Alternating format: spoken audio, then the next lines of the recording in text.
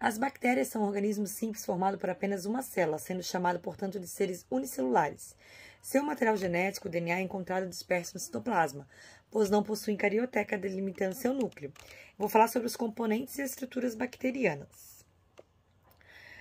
Eles podem ser, podem ser divididos em fundamentais, que é a parede celular, membrana celular, ribossoma, genoma. E os fundamentais, a viabilidade da célula. E as acessórias, que é o flagelos, a pile, as cápsulas, grânulos de inclusão, plasmídio e endosporo. Essas conferem as características adicionais à célula. Vamos lá. A parede celular pode ser dividida entre gram-positiva e gram-negativa. Na gram-positiva, as funções ligadas aos ácidos teicoicos. Acontece a regulação das autolisinas, a aderência às células do hospedeiro, antígeno para sorotipificação. E na gram-negativa, são as funções ligadas a componentes da membrana externa, que é o lipídio A, endotoxina, polissacarídeo, antígeno, proteínas OMPS, que são as porinas, receptores de fagos e receptores de pile sexual. A parede celular, a composição dela, né? A gram-positiva é o peptidoglicana, 15 a 50% do peso seco da célula, ácidos teicoicos de parede, ácidos lipoteicoicos. E as gram-negativas, a peptidoglicana, mais ou menos 5% do peso seco da célula, fosfolipídios, lipossacarídeos e as lipoproteínas, né? Vamos ver, a próxima composição que a gente vai falar é da membrana plasmática. A membrana plasmática, a membrana celular, tem uma estrutura e composição de bicamada fosfolipídica entremeada de proteínas globulares. Estruturas semelhantes das células eucarióticas, que eu vou mostrar aqui embaixo. As funções são a permeabilidade seletiva, transporte ativo e a respiração celular. A membrana plasmática é a estrutura fina situada no interior da parede celular, revestindo o citoplasma da célula. Consiste principalmente de fosfolipídios e proteínas. A função mais importante da membrana plasmática é servir como uma barreira seletiva através de qual materiais entram e saem da célula, que é uma permeabilidade seletiva.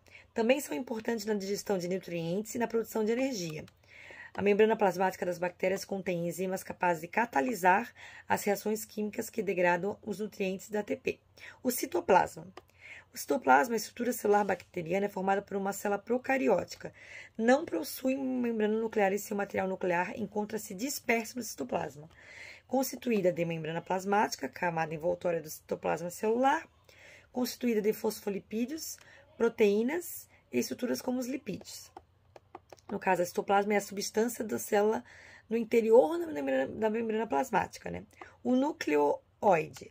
Essa estrutura pode ser esférica, alongada ou apresenta formatos de halteres. O nucleoide compõe-se de genoma condensado que forma em bactérias o chamado cromossomo bacteriano. O genoma apresenta geralmente uma única molécula de DNA em fita dupla.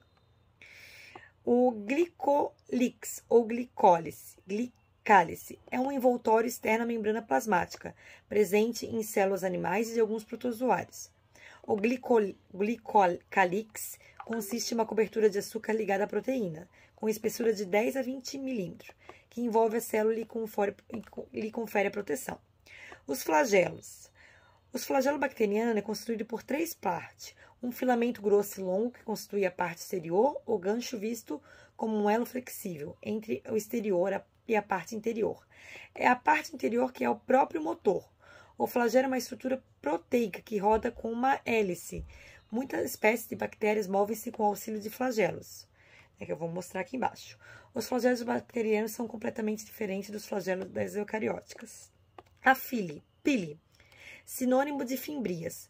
Os tipos de pile, caso sejam produzidos, variam entre as espécies dentro e de uma espécie da mesma espécie. Os piles são filamentos de proteína que se projetam da célula, que eu vou mostrar na figura. Alguns tipos estão envolvidos na conjugação bacteriana e outros tipos permitem adesão à superfície de células epiteliais do hospedeiro durante uma infecção. É isso. Os endosporos. Esses são formas dormentes de uma célula bacteriana Eles são produzidos por certas espécies de bactérias em situações de escassez de nutrientes. As formas ativas das células bacterianas são denominadas de formas vegetativas. O esporo é resistente a condições adversas, incluindo as altas temperaturas e solventes orgânicos. É isso, professor. Muito obrigada.